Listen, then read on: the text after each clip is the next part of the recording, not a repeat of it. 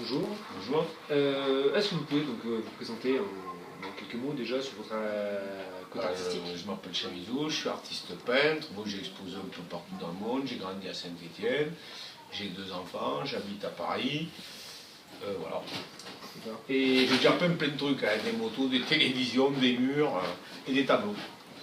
D'accord. Et donc c'est un peu ce que l'ensemble de peinture qui vous a fait venir donc, sur le Rascar ou... Non, pas du tout. En fait, eh bien, Jacques Perret m'avait envoyé un message il y a quelques années. Suite à divers accidents de vie, ben, le message s'est égaré. J'avais une expo à Saint-Étienne et bingo, son mail m'est réapparu. Je lui ai dit, ben, écoute, je viens à Saint-Étienne, viens me voir.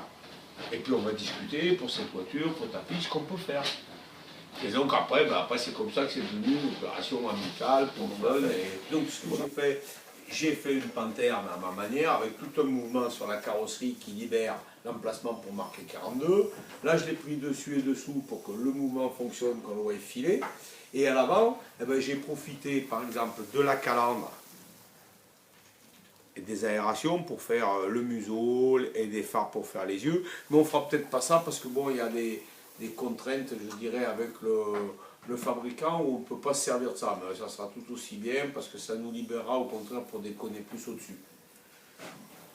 Voilà quoi. Mais c'était surtout de me confronter à un objet que je n'avais pas peint, mais c'est aussi dans une relation amicale avec Jacques, avec sa fille, et puis dans l'esprit de faire du fun quoi.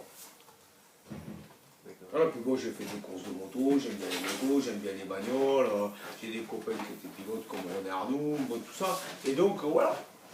Mon père qui était carrossier, il aimait bien les bagnoles, il faisait des bagnoles pour Kéron, il faisait des voitures, des R8 et des Dauphines, tout en résine, avec moteur central. Qui c'est qu'il y avait qui courait un Ghoster Push aussi, qui était vers la rivière en montant.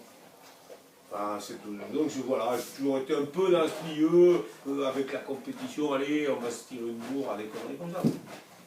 Et ça vous fait quel effet en fait, de mélanger peinture et sport mécanique, vu que vous aimez bien les deux J'ai toujours mélangé. Peintre, bon, un artiste c'est un état. Alors ça s'applique à la peinture, à la sculpture, mais aussi c'est une manière d'apprendre le monde, de le voir, de l'analyser, voilà quoi.